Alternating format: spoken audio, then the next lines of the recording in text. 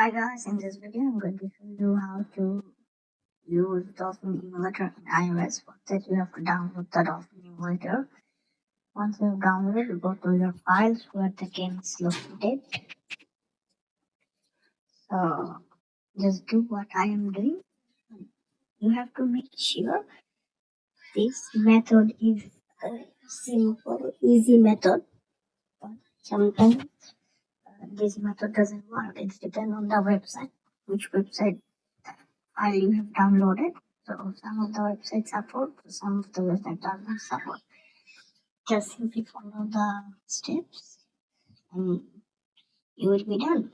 If you see that the game is not running, then kindly download from the other website and the same method.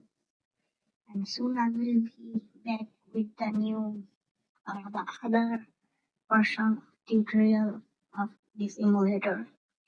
So thank you for watching the video. I hope you guys like it.